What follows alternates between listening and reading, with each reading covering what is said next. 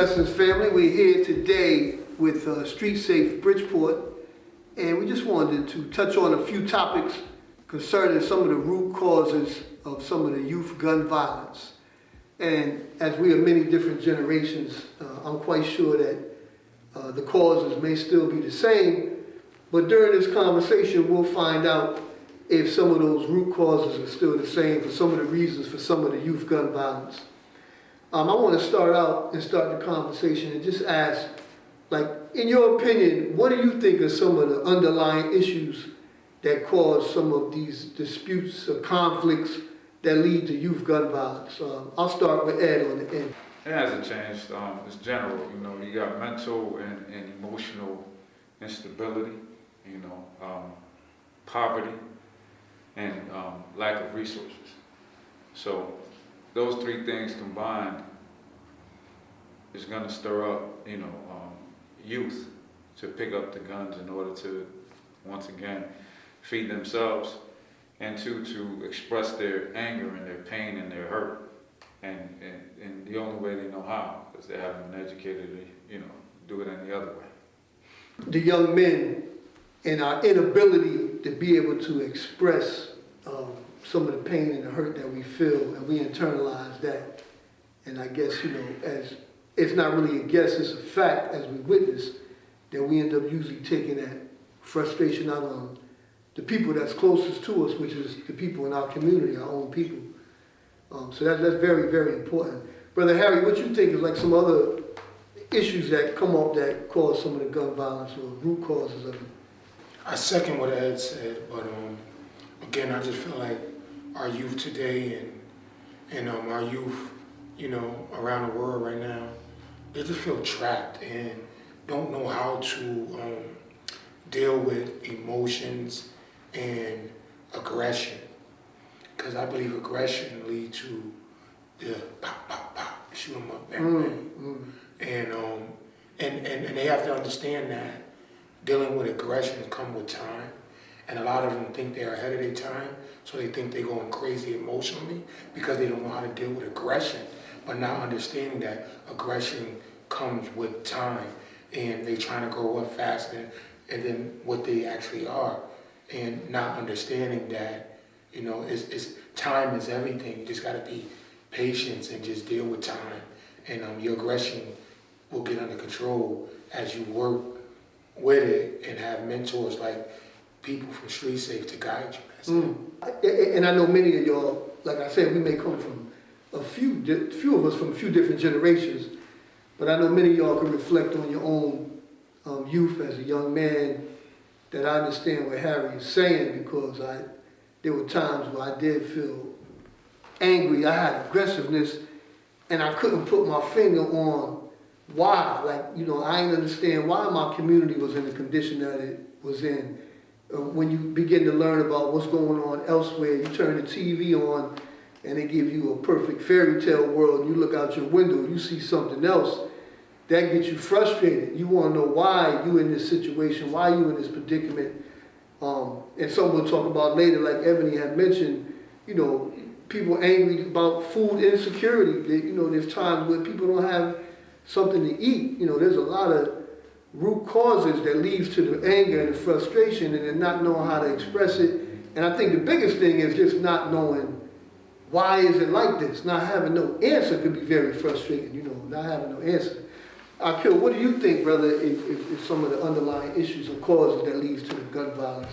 I'm going to take, Ed previously stated, poverty is just the number one issue that replays in my mind. And it's not just the fact that people live in poverty, it's the mindset they take on the poverty mindset.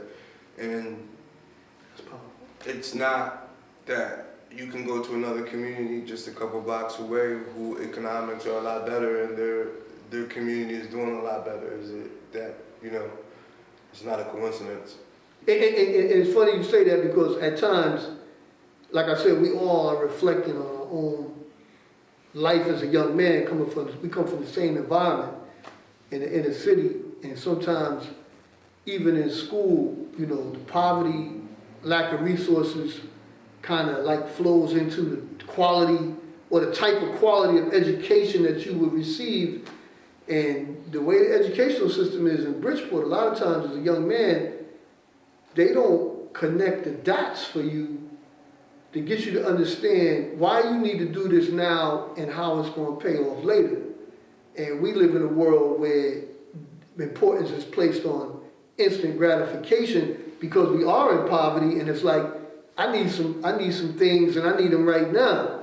And over the years, I haven't seen where a lot of educators, not all, but for the most part, the general consensus of the school system, if you take an observation, is where teachers really don't go out of their way to get a young man to connect the dots to understand why you shouldn't drop out of school and why what you do now, you may not reap the benefits for immediate relief from your poverty, but this is going to lead you to a situation where eventually your quality of life will get better. And by not connecting the dots, we know that there's no mystery why when I'm doing groups in prison and I say, all y'all raise your hand that dropped out of school before you came to prison, it ain't no mystery that 85% of the group is raising their hands, and it's a direct link between the dropout rate and the incarceration rate. But poverty is the pivotal factor that pushes that issue, even with the type of quality education that we receive. Yes, sir, brother, you want to say something? You said regarding the teachers, a lot of them not taking that extra step or that extra mile. Me, I actually work in the school system. Yes, sir. And I used to think the same thing, but me being in the school system for about 7 years, on the opposite side, my perspective is a little more different. I have a lot more respect for teachers now because you should see what some of these teachers have to deal with. You know, I have to go to many classrooms and teachers in the corner crying due to the fact, you know, of what she's going through or what the class is putting her through. So I'm not saying that some of them don't care or do care. What I'm saying is I understand it a little different now as me being in there, and I have a little more respect for a teacher. You raise an excellent point, and I think that when you do have those small instances where there are some teachers who are really dedicated, what happens is there are things in place in the system that doesn't allow them to be able to function at optimum capacity to do what they need to do. One of those things are they give the teachers, it's designed for failure. They give one teacher 28 kids in the class, 26 kids. So you wonder why she's in the corner crying, and then they won't break from the normal standard of the way they do things, where at one time there was some programming going on in the school where they would allow the students to go to a debriefing session from what they had experienced at home before they begin to engage academically. And that was working because the students are coming to school with trauma. They might have seen somebody get shot. Somebody could be using substances. They're constantly in a state of heightened awareness. They're worried about their safety. And instead of having that debriefing session, they was bringing them straight to academic engagement and telling them to sit down and be quiet. And it's like, dude just ate sugar frosted flakes at home and 2 packs of annihilators on the way in the joint, and he got trauma, and you tell them to sit down and be quiet instead of doing some things that are unorthodox, but they really should be orthodox, bringing them to a debriefing session to allow them to get to a point where now they can leave there and go back to class and engage academically. So the system is set up that when you do have those teachers that you're witnessing that really are sincere, it's now allowing them to operate in a capacity where they can get the kids to the point where they can begin to connect the dots for them, begin to see the importance of their education and how it's delayed gratification, that if they do what they're supposed to do now, this is going to pay off later. It's going to help their condition. Go ahead, brother. You had something to say. And that's what I was going to touch on. It's kind of, when you mention the school system, it's kind of structural. It's more of how they look at, how they deal with the poverty-struck children in the whole. And it's not that the teachers don't care and they're not trying to do best for the child, but it's in what you're teaching this child here what this child does, what the children in the troubled neighborhood get at home, some don't get here. So now that you're in the school, you're not teaching them about history. You shouldn't be only teaching them about math. It's the concept of why they should know history and the concept of why they should know math. It's just that that delay is not there. And we're missing it at homes, and we're looking for our community and schools to kind of fill in that gap. Based on what you just said, this is one of the things that gets me is like a lot of times when you're in forums and we make a complaint that the educational system, the public educational system, is not addressing the needs of our people from our community or the demographics of that community, first thing a lot of our people will say is, well, that's why we need to get our old school. Well, that's an alternative. But as long as we pay in taxes, then I should have an educational system that I pay for to meet the needs of my community. So a lot of times what you're saying is important, because a lot of times people feel like that, well, if you want to get a school to address that, they can learn that at home. They may not have a home that's structured on stability, and that's where the school system has always been a safety net for children who are living in an unstable situation or a state of instability. So you make an excellent point, brother, and I really appreciate that. But that always burned me up. I agree with you. Like, we pay taxes, but we don't have the right to ask for a school system that addresses what our specific needs are to educate our children in a way that they'll be able to advance and be successful in the overall society. So you're 100% correct. I agree with you. Good brother Dennis, man, I know you have some good information for us about what do you think, what are your thoughts on what are some of the underlying causes of the gun violence or conditions that lead to the youth gun violence? Y'all eloquently hit on a lot of points, and I echo that same sentiment, and I agree. One of the things that I've looked and delved into myself was to see the fact that there's a lack of pro-social guidance within the structure of the household. So what the norm is to society and what we look at norms in the youth, that's not the norm. So it's about being accepted what the other next person does. And that's where the disconnect is coming from now. So I may look at something that's different of the norm, where another younger youth will say, no, that's not the norm. Because if I don't do what he do and be violent, I'll be perpetrated on, and violent will be perpetrated on me. So that's a lot of things going on too in the communities. And that's that lack of pro-social,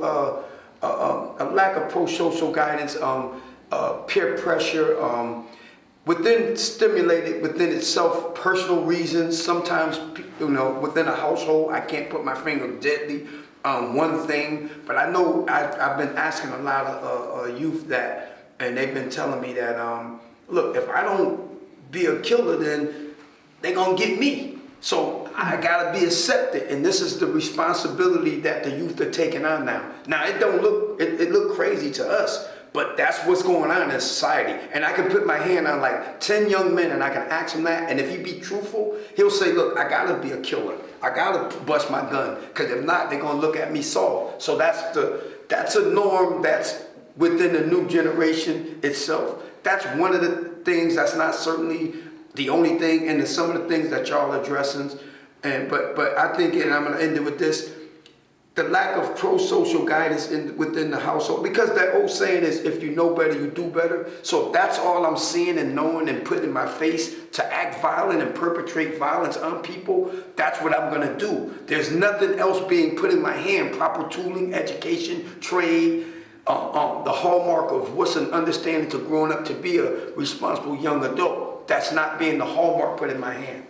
Real quick, now he made some important points about imagery, about a lot of the young men. The narrative that's being painted is that you have to be this hyper masculine figure where violence is a form of expressing your manhood, and that's all imagery. And that's why I appreciate every one of y'all, man, because, sometimes it's not the words that you give the kids, but it's just your positive, consistent male real modelship is so important, because you're outside the norm. You are the norm, but they have accepted the abnormal as normal, and you kind of break that stereotype when they say, you know what, man, this is what a man looks like, and he doesn't have to be super violent to be a man. That's not part of manhood. So you brothers, I salute you, man, because, you know, it's more than words and it's more than activities, it's just your presence.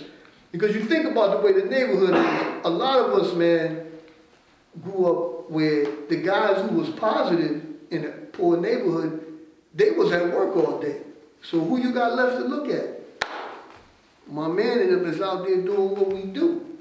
So nobody's born with a manual on how to be a man. So you start looking out your window, you start coming outside, and you start wondering who got the power in your neighborhood. And you looking at my man, Johnny go to work, he got the lunchbox or whatever, the paper bag, and you looking at him like he ain't of no significance, but that dude out there with that shiny car and the rims and the women, and he got the mumps in his pocket, you start thinking that he's the one that's empowered in the community, and you see him more, because he's not at work, so he's more consistent of a role model.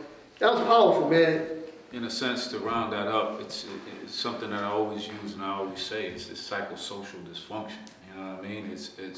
It's growing up in this psychosocial dysfunction, you know what I mean? And having no one to emulate and to show us and dictate and show, you know, guide us and mold us to think differently or to know, to really say what's right from wrong or abnormal from normal, you know what I mean? There's no one sitting there, you know, showing us that, you know what I mean? And I thank God for this team, because this is something we're doing, you know what I mean? Even with our workshop, we're sitting there giving them this education that the school system's not giving them right now. You know, we're trying to give them the education that unfortunately they're not even getting in their homes. You know, and the nation, I'll say right now, looks at gun violence as if these kids grow up just wanting to pick up that gun and commit violence, or it's the guns fault. You know, these people selling them. Yeah, it's a part, but it's not that simple. You know what I mean? You have to look at the core. Just to share my own story. Yes, I grew up poor. Walked into my mother's, you know, kitchen and she's crying over an empty plate. I didn't have no one to go to for guidance at that point. That pivotal point in my life right there led me to go out into the streets to sell drugs. Did I work at? Yeah, I worked at Pretzel Time, Bradley's, if you still remember that. I worked, but it wasn't sufficient enough to kill that void. And there was no one there to direct me and say, be patient, in time, you'll get out of this poverty. You know what I mean? From there, because I was out on the street selling these drugs, I had to protect myself from everyone else that, you know, that might want to steal from me, take from me, whatever, and other gang. Now I had to protect myself from protecting myself. Now it's ego comes into the picture, and you know, you're growing in ranks, and now only violence can back everyone up from your atmosphere and keep you safe. So here comes that gun. Once again, this gun violence doesn't just start, you know, someone picking up a gun unless either have mental, emotional, or social dysfunction. You know what I mean? And they're not getting that until they start attacking that. And like he said, Dennis said, until you take that power away from that gun and that peace and protection that gun gives a youth, there's no way to reduce it. You got to replace it with something. As I listen to Ed and he tell his story that's similar to our youth today, it just made me go back to what I said in the beginning, is that maturity comes with time. He wasn't even mature enough as a man to accept his father's responsibility, and that's why he went out and go sell rock to help his mother, because he was crying, because she was crying. See, that's what it is, and it come back to us not maturing. So it gives me a state of balance I understand these young men, what they're doing, because this is what that not so maturity leads to. And that's where street safe come in. So I just feel like it's all about patience and just growing with that individual, like our street safe boss director, Ms. Epps says, be with your PRIs. Don't just pick them up or say you pick them up and you not pick them up. Spend that time with them because they're going to mess up because they're maturing. And this job that we do takes maturity as well.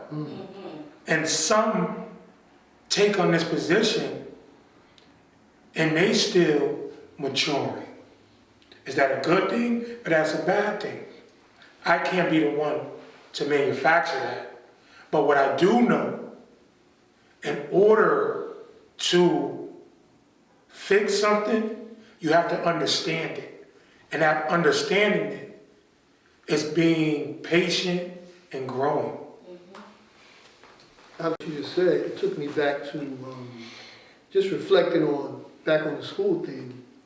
What do y'all think happens when the young man is from kindergarten to about fourth, fifth grade? He sits in the front of the class, he raises his hands, he answers questions. And then as we begin to move in the 5th, 6th, 7th, 8th, 9th, 10th, we begin to see a lack of participation with our young men. What do you think is happening with our young men, where our young women, they continue to excel in the school system, but that young man, you can tell he's not the same young man that was in the 4th grade, 3rd grade prior to puberty. What's happening to this young brother that he begins to like fade into the background?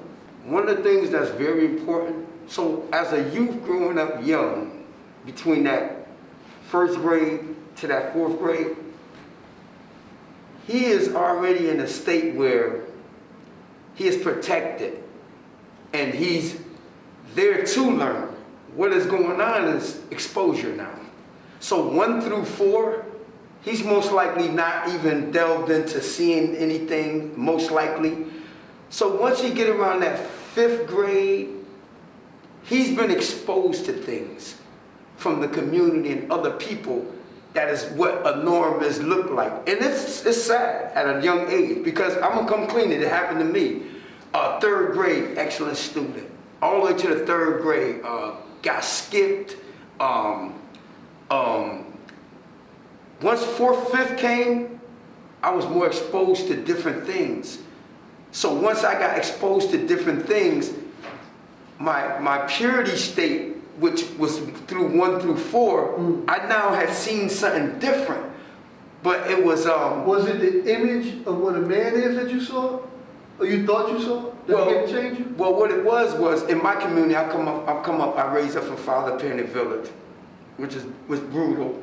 I was innocent within that 1st to 4th years of age in school. Then once that 5th grade hit, I started seeing other things and being exposed to what I wasn't in my youth, my other life. And I was told that, like, be honest, I'm gonna just come clean, nobody wanna say it. Like, education is a sucker thing. Like, that's not how you get it. I was taught 1 through 4 that you educate your way out of poverty. So I was I was in my innocent state through there. What happens is I've got exposed now to some other people who, like, is predicated and dictated on how they think how society and how you should be with a norm in my neighborhood. So now when coming home with a book bag, I was told that, man, you a square, man. What you mean you going to the to after school learning program to do work? This is what we do. So I was exposed over here to, like, be honest, man, we smoke cigarettes. That's how I start off. We steal my uncle beer, we drink beer. You know, we cut class, we act up. So now I'm being exposed to things that are different while I'm young, and I'm looked at like, that's where the lack is coming from. No one wants to understand that, but that's where it's coming from. Like now, when I was protected innocent, I no longer was protected because the new class that's before me are saying, nah, that's not cool to have no book bag on you. I'm coming walking down Martin Luther King Drive, the village, cutting the backs. And then they laughing at me, the 5th and 6th graders, like, man, you corny, man. We out here doing it. And I hate to say it, so now the perception of me is different now. Now I don't want to participate in the school thing because it's now became what they think is cool of me. And it don't look cool for me in the classroom because I'm being laughed at. Now that's not the only problem, but I've seen that. Only reason why I share that because I seen it. I went through it myself. I was a nerd, really, a schoolboy. Then they was like, nah, that ain't what's going on. We don't do that. Excuse my French, with my boss, we grab girls' butts, we skip class, we sneak and smoke cigarettes, we do things that we don't supposed to. And now the young man's mind has been exposed to something different, and he's no longer participating, raising his hand in class, like you said, because his mind has been transformed to something that's conducive to what it's not supposed to be. So I kind of was a little bit different. I've always been into school, like I always was book smart in school, but from kindergarten, I was the one in the back. The teacher was always calling home like he could be so much better, he can excel, no one, and you know, whatever. So I watched, as I was growing up, the kids, as they became more exposed to certain things in life, transition from one side of the classroom to the side that I was at, to the outside of the hallway where my desk was at. I see the certain kids that I know from like me, and I don't know because maybe my mother was younger and I had older cousins, and maybe from the beginning of they're about 4 or 5 years older than me. So when they started to, you know, switch over, I was already a kid, so they were being bad as hell in the village. So I'm younger than them, so as I'm coming up, I'm already bad as hell. So I'm in class already with that perception. I'm already exposed. I'm at home. Y'all exposed me. Absolutely. Y'all part of the exposure. So I already was coming into the school system bringing my exposure with me. And then I was able to see the kids who weren't exposed. And then 9 out of 10 times, you rarely seen that the young women do that. As life went on, they still try to excel their way out. It's not until they reach into middle school, into high school, high school, where they hit that roadblock, and then they start to, you know, go on that downward slope. So, growing back up, let's just want to hit it real quick. He's 100% right. So, 10 out of the women that's in my neighborhood, which is Father Penny Village, none of them sold drugs. I'm being honest. I can literally know their background and family, their older parents and older siblings, but like the young females, the reason why they were able to excel because they wasn't exposed like the males were. So that was a great thing in my neighborhood. Like there may have been some knuckleheads here and there, but and me growing up, there are no young girls that's growing up selling and doing things that I'm doing and exposed to. You know, you're from that era with my so they got a blessing, and that will help the females out. But some of the other aunts and older female were exposed, but the younger ones that were my age, that's a good thing that they didn't lose their purity state, because in our project, even though it's vicious, they didn't play the young girls gonna do that. They really played what we was gonna do. I was just bad, like he said, and hard-headed. But the young girls, like my boss and them growing up, y'all not coming around here.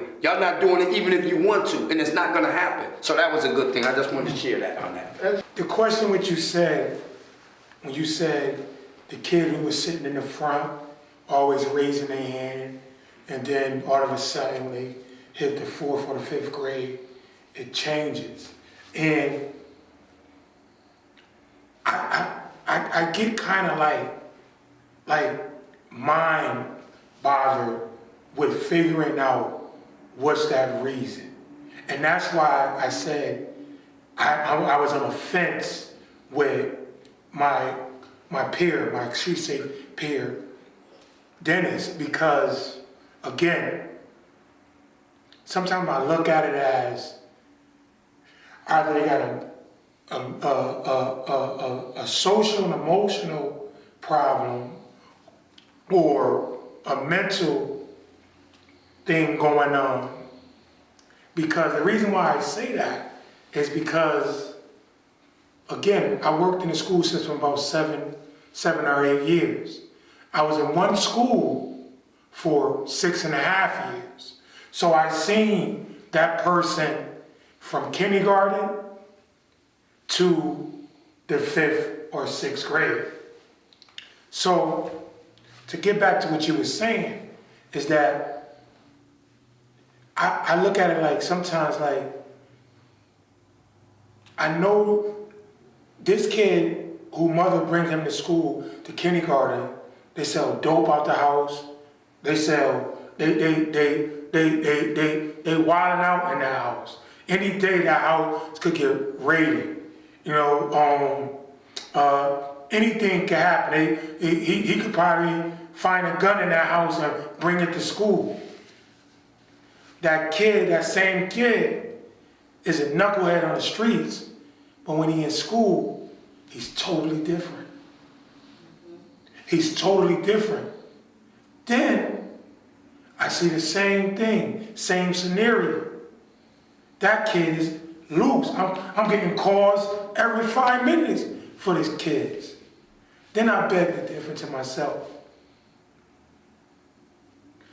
Is it the kid or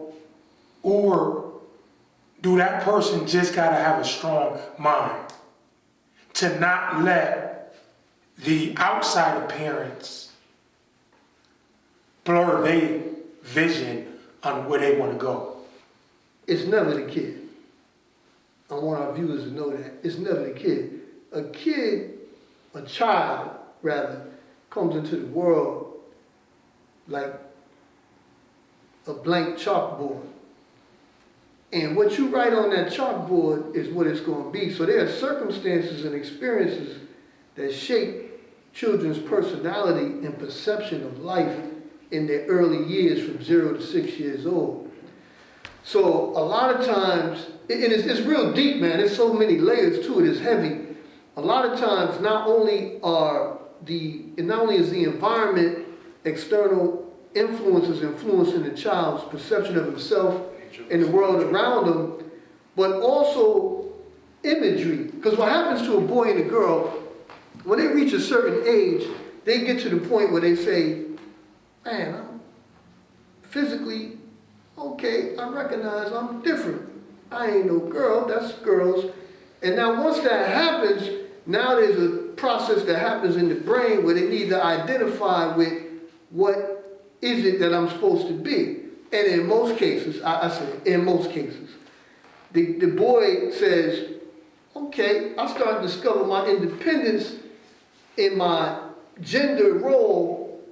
So for the most part, I'm a boy, right?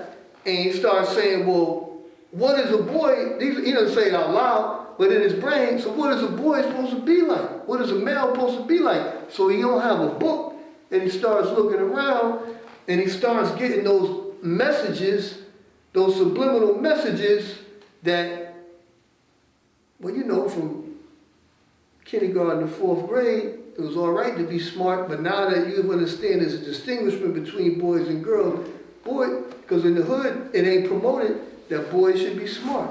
We gotta be rough. We gotta be tough, because that's what's promoted, and they start pulling away from wanting to appear to be smart. You got a lot of young men that begin to hide their intelligence in the classroom for fear of being ridiculed for being smart, because the image that's being tossed around when they start to reach puberty is that your manhood is going to be defined on how aggressive you are and how many material things you have. And everybody doesn't accept the message, you're right. But for the most part, those of us that do, we begin to mold in ourselves after that image, almost till we get to the point where, because some teachers try, where the teachers are not able to connect the dots for us, we start saying, well, all this school stuff ain't about nothing anyway, man. I'm out of here. I'm a grown man. Not understanding that a grown man need an education. And we start saying, I'm a grown man. Well, what you gonna do? I remember being a kid, sitting on Howland Street, young, smoking weed, 7 o'clock in the morning, watching kids go to school, saying, look at these stupid jokers going to school. I had dropped out. I'm laughing at them going to school because in my mind, I thought that's what being a man was. It ain't about what my future was going to be like. It's about what I'm doing right now, and this is what men do. You know what I mean? So I don't know if I'm articulating it correctly, what I feel, what I've seen, what I've experienced, but I mean well in what I'm trying to distinguish between where we begin to go off the road. You see kids, you've seen kids start off, like you said, doing well. And then after a while, as the years progress, you've seen them deteriorate. And that's because, like you said, being strong is one thing, but the exposure eventually takes over. Where the things that you start to see becomes your reality, and now you can't help but to be that. And every day you fight it, but it ends up, overcoming you. You know, you say you grew up under B and Father Painting Village, and Father Painting Village was one of the worst projects I heard that in our city. I grew up country in the nation. I grew up in Trumbull Gardens and the Terrace, and I was exposed by so much. Absolutely. At a young age, from mothers shooting up dope, from father being a pimp, from aunts and uncles hiding a remote, fighting in the house over who drunk the juice, and they 30-something years old in your grandmother's house. Yeah, so I was exposed to that, and just like Beagle said, he's 50-something years old. He can speak for himself and his actions and what led him to go the way he went, and that's why I'm a little bit this way, because I was in that predicament, and I'm not saying a strong mind or a weak mind. I can't put my hand on it, but what I can say, what I feel that got me through all of that, what you guys been through as well, I think my mind is strong. There's exception to the rules. And here you are exception to the rule. Like they're like if you take 10 kids and put them in that situation, 9 out of 10 of them won't come back. They won't come out on the same side as you did. And let me say this. What happened in Harry's life was imagery. He told us there was another man in his neighborhood that got him involved with sweeping up at the barbershop. He saw another man make money without selling drugs and going to jail. Once again, it was an imagery. It was a man. It was something stepped in to make that intervention that he crossed over that bridge. Now, the choice was up to him whether he was going to cross over that bridge, but the bridge presented itself, and this brother crossed over to success. But go ahead. There's always exceptions to the rules, so there's always going to be certain people that withstand the diversity. That even back in slavery, there were people who there were black people who weren't slaves, and there were very few of them. But there was for the most part, most of Black America were slaves. And when I say that is you came from a project and you were able to withstand it and succeed. And there are some cases of that scattered throughout all projects throughout the world, but for the most part, most of the young adults that go through these circumstances eventually go through, I mean, not to say that you didn't go through the hardship, but eventually get put into hard, that, I'm trying to say it correctly, most people don't, I don't want to say hardship, because I'm quite sure you went through hardship, you went through difficulties. We all have, but most people don't I don't know. They don't come out on top. They don't come out top throughout those circumstances. Right. Without a rewind or a repeat or without multiple efforts of trying to do that. The supports were in place, not directly like obvious support, but the subliminal support was in place where he had an opportunity to identify two different images of what a man was, and he took the other route. I guess it was something about the other route that he didn't like, you know. So you make an excellent point. Absolutely. You was at that pivot. Once again, I use that word. You was at a pivotal moment, and you made the decision and had the ability to say, I can still be in my environment, still mingle with these people, but can go this route without being ostracized. Good point. You understand? Like, and that ability, you know, finding that niche, at that point, was in a sense a blessing because you saw that niche. You know what I mean? Someone presented that niche to you. So it wasn't that, how can I put it? The youth would have to have a strong mind, per se.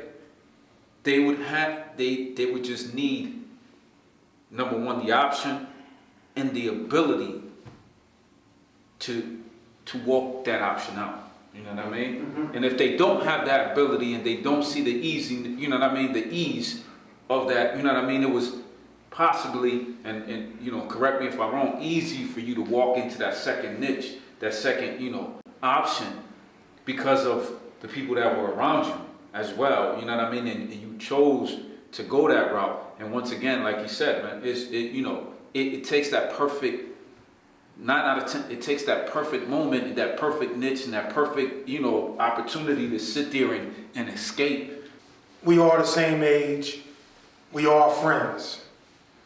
It's hard as hell. If you got a gun, he got a gun, Beagle the driver, I Quill ready because I Quill just got jumped. And they saying, yo, you gonna ride? Or what? Good point. I could have been like 1 second away. and it wasn't hard, but what I had to do was I had to find a way to be tough and smart. So my tough and smart was like, if we all together and we see him, we gonna set it off. But I'm not going driving around with y'all. That's why it was hard for me to find the words, because I didn't want to say hard or difficulty, because no matter what path you took in life, everyone has difficulties and hardship and lose someone. We all go through these situations. So I understand that, you know, you might even have more difficulties trying to play both roles or try to make sure that your path was clear. So that's why it kind of is a difficult task. All the young men that have to deal with making a decision like that, it really does matter. That's why I say you brothers are so important. The supports that they have in their life. Remember, it starts with value. If you don't begin to value your own life, it's very difficult for you to value the life of others.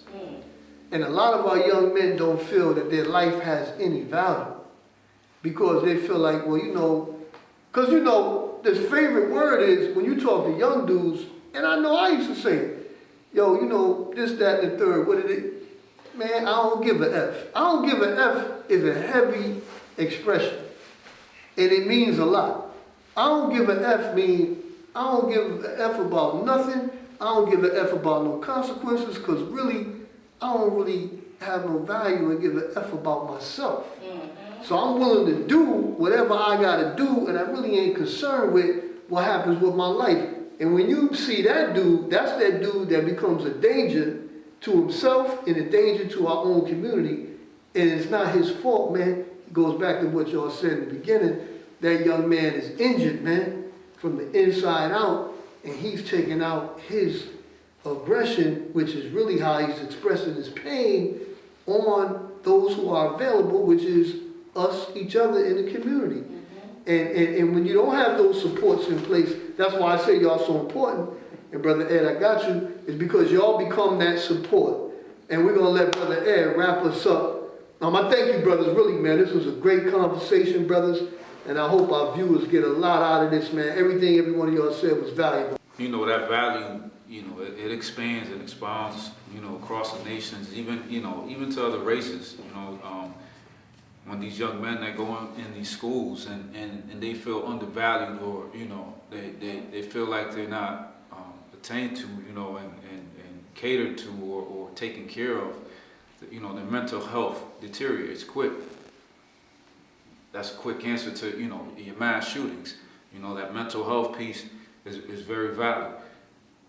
When you come to these emotions for these youth, not knowing how to deal with these emotions and not having someone to help you along with these emotions also creates that violence, because you want to express yourself and you don't know how else to do it, that someone will pay attention. Obviously they will pay attention if they're using those guns or using that violence, and this poverty. We have kids in our groups, we have kids on our roster that are hungry every day. Every single day, asking us to feed them, and you have to question, what is it that's lacking in their homes, you know what I mean, and how can you address this, because sooner or later that hunger is going to turn into rage, and it's going to create violence. We're here trying to do our best to attack these two. Everyone knows about these factors. They don't take mad scientists to know that these factors exist. We sit around tables spending money on research when we already know that these factors exist.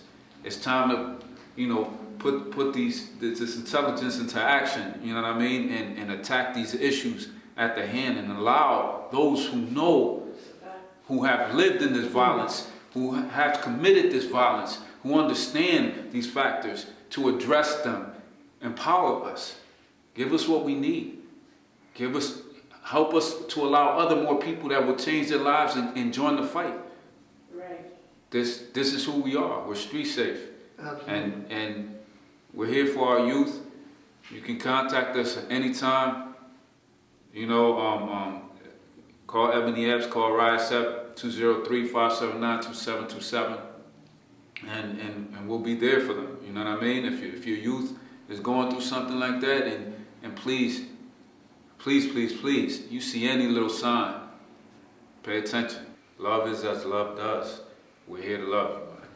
One of the things I just want to end with was to the young men out there is, be sincere to yourself. And if you be sincere to yourself, you'll find it somewhere in your heart to learn to be sincere to other people. And be truthful all the way down the line. No one's perfect, but you make sure that you do everything in your power to do what's right and to make a change and make a difference. We learn how to die. Let's learn how to live.